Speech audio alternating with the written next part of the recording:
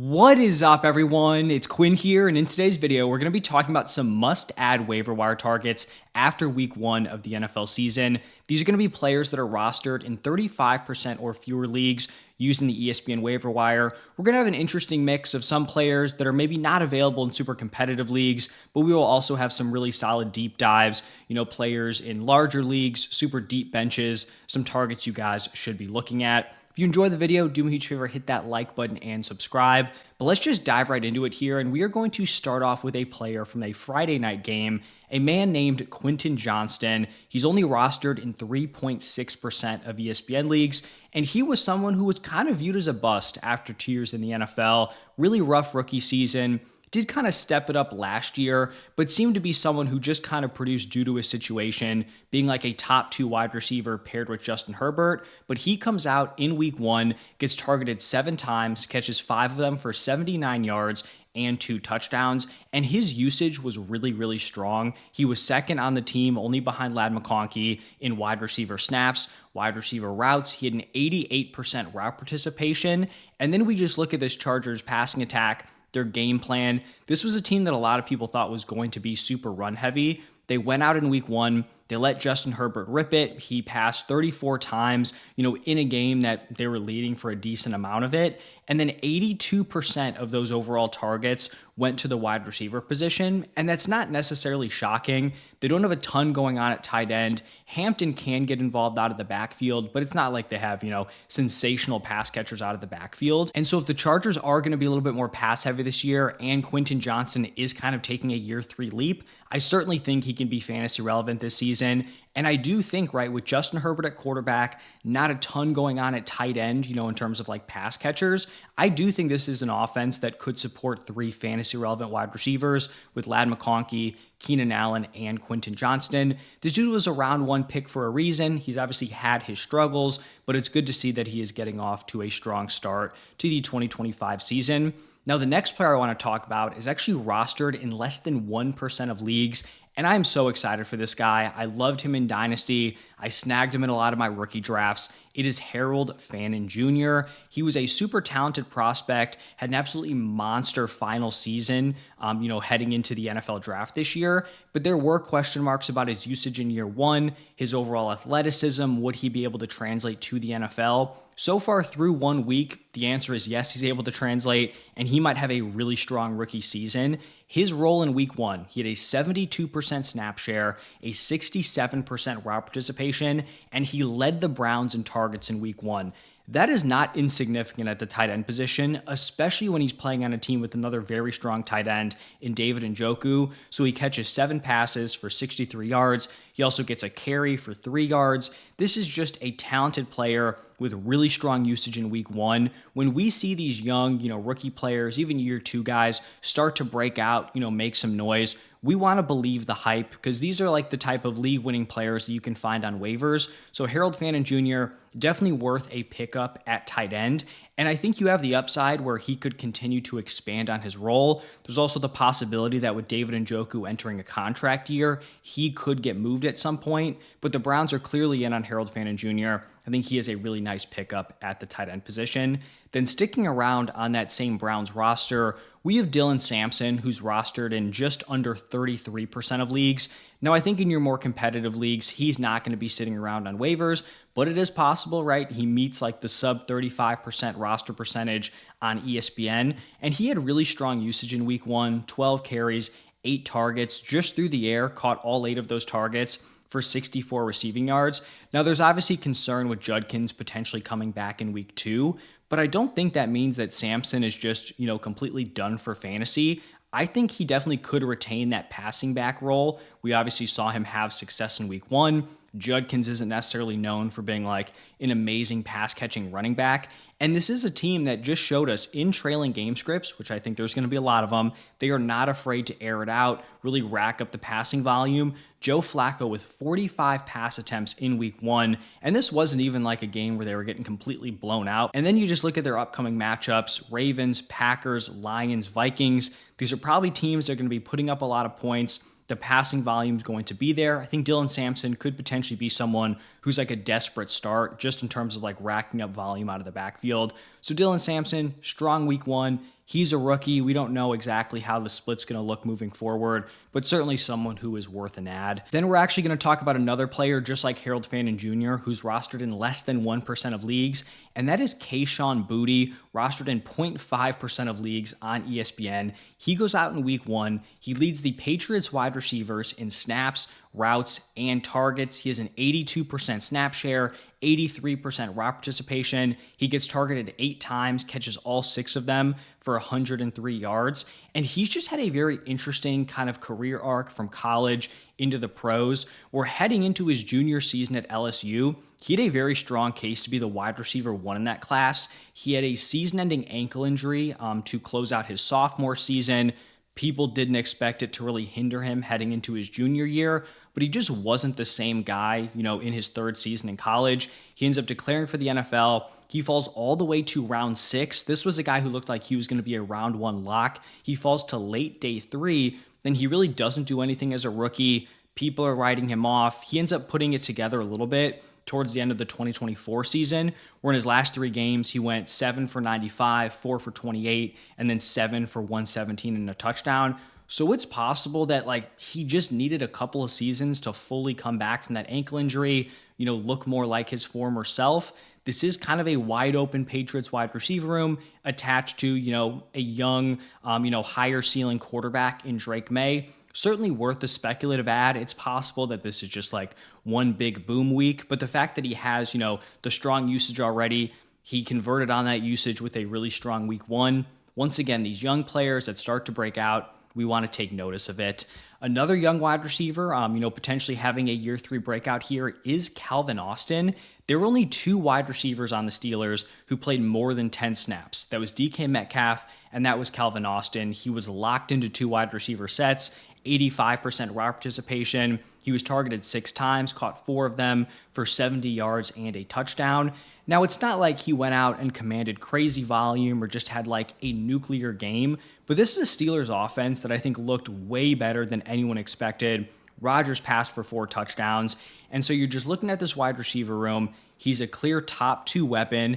He had a strong game. This might be a year 3 breakout, and if this offense is better than expected, he is someone who could potentially be fantasy relevant. And I should also point out that he missed a lot of time throughout training camp, throughout the preseason. And so the fact that he was still locked into this, top 2 wide receiver role is definitely, something that I do think we should take into account here. So Calvin Austin, only rostered in 2.3% of leagues, could be having an interesting 2025 season. And then another young wide receiver, we have Elic Ayomanor, rostered in 4.6% of leagues, and he did not go out and have some sort of, amazing week 1 in the NFL, but he was the Titans wide receiver 2 in snaps, routes, and targets. This is a, kind of early day 3 rookie pick who has an 82% route participation in week 1. That's important. He was targeted 7 times, caught 2 of them for 13 yards. Now, this overall, just from a passing perspective, there was not a lot of volume and overall production to go around, right? Cam Ward completed 12 passes for 112 passing yards, but this was about as tough as a week 1 matchup as you can have. Broncos, arguably the best defense in the NFL. You have a rookie quarterback. But it is, pretty interesting that Ayomanor's already earned a starting role. Now, that doesn't automatically translate to him being fantasy relevant. This could just be a bad passing attack, and he's not super productive. But if a rookie's already kind of carving out that role, I'm willing to give him a little bit of time to start to break out. And in deeper leagues, with larger benches, you might be able to just snag him and hope he breaks out, as opposed to waiting for the big game and then all of a sudden you're competing with the rest of your league, to add him onto your roster. We're going to talk about a Steelers running back here. Admittedly, the running back position, normally pretty interesting after week 1. Not really the case this season, but we have Kenneth Gainwell here, rostered in 1.9% of leagues. And the Steelers running back room, it's been a topic of conversation all offseason between Jaylen Warren and Caleb Johnson. I'm a Jaylen Warren guy, but I had kind of, waved the white flag that, all right, Caleb Johnson, they take him on day 2. He'll probably be a big factor. Then we're starting to get reports that Jaylen Warren looks like the clear running back 1. Caleb Johnson might not be super involved. So I'm excited for Jaylen Warren. I have him on a few of my redraft teams. And then we go out in week 1 and we see Kenneth Gainwell lead the Steelers running backs in snaps and routes. He took 100% of the 3rd down and 2-minute drill snaps. Now, he didn't really convert on any of those opportunities, right? 7 carries for 19 yards, 4 targets, 3 receptions for 4 yards. So, like, from a fantasy perspective, he really didn't come through. But this is still like a potential committee member on an offense that might be better than we expected. And it's also not like Kenneth Gainwell, has been with the Steelers and he just kind of got like this gross running back one usage to start off the season. He was a free agent that signed this year, and he was playing ahead of Jaylen Warren, who's been with the team, just signed an extension, right? So it's something to point out. They clearly like him. The usage was somewhat shocking. I do think Jaylen Warren is just a better player, and like maybe we start to see his usage kind of slow down. But there really was no reason for Gainwell to get this usage. Like, it's not like he had experience within the offense. It's not like he signed some sort of big deal in free agency. So I'll throw it out there in kind of a weak week for running backs. Someone to keep an eye on. Another guy to keep an eye on, someone who has not played yet this week, we have Kyle Monangai, who is rostered in 2.5% of leagues. And at this point, it seems like he is trending to be the clear-cut running back 2 for the Bears. Ben Johnson came out, said, I trust that guy at this point, which is a big thing to say for a young guy like that. He tends to do everything right. We've gotten no hype about Juwan Johnson. This is a Bears running back room that looked to be pretty wide open, heading into the season here. And you might just be thinking like, all right, he's going to be the running back 2 behind DeAndre Swift. Like, he's just a handcuff. What's the upside here? This is, Ben Johnson, a Ben Johnson offense who had Jamal Williams just have that nuclear touchdown season as the running back 2 behind DeAndre Swift. I also don't think DeAndre Swift is some sort of like locked in, established workhorse within this offense. And so maybe worst case scenario, he's a handcuff, but he's someone who might start to have weekly upside, especially if this Bears offense starts to hit and is actually putting up points. So especially if you're in a league where like you can drop some random dude on your bench who had an underwhelming week 1 and scoop up Monangai before the week 1 game, the Monday Night Football game, I think that's definitely something you guys should look into. Then we're going to have a tight end here in Juwan Johnson, and he pretty much comes out of nowhere, rostered in 1.2% of leagues, and gets elite usage at the tight end position. He led every single Saints pass catcher in snaps and routes. He had a 99% snap share and a 96% route participation. That is not usage that you see at the tight end position, like pretty much ever. And he converted on all those routes. He was targeted 11 times, caught 8 of them for 76 yards. This is a Saints team that really went out there, let the ball fly, 46 pass attempts. Another team that I think is going to be in a lot of trailing game scripts where we could see, Juwan Johnson get a decent amount of volume. And, the fact that they felt comfortable going out there week 1, having him run that many routes, and he delivered with an 8 for 76 game, I don't see why they're going to shake that up. So if you're desperate at tight end, Juwan Johnson could be worth an ad. And I think we have a couple players left. The first one, this is a real deep dive, like in larger leagues or just like super deep benches. But I do want to talk about Brashard Smith. He's rostered in under 1% of leagues, and he didn't record a single touch in week 1. So you might be wondering, like, if the guy didn't even touch the ball in week 1, why should I, be considering adding him to my team? And I think it's just, you look at the needs of this Chiefs offense.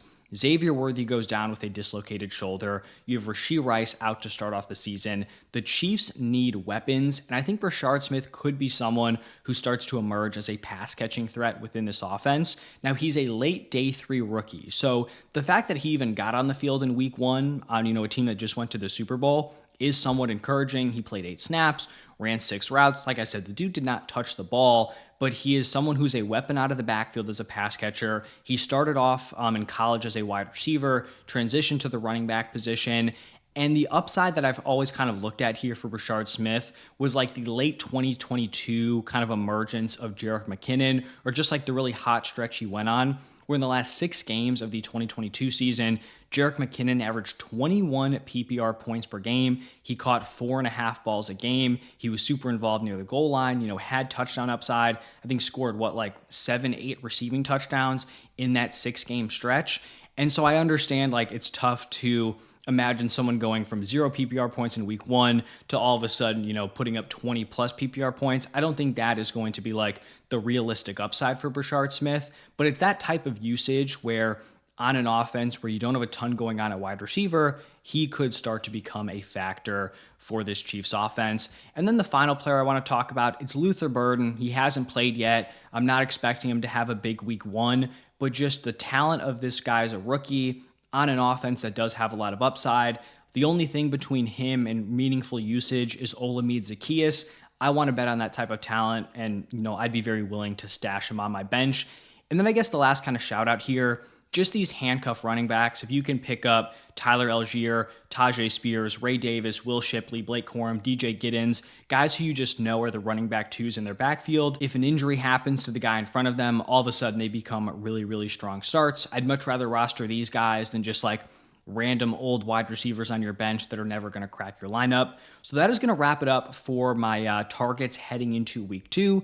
Let me know your thoughts down below in the comments. Any questions, I'll make sure to get back to you as soon as I can. But thank you all for stopping by, and I'll see you in the next one.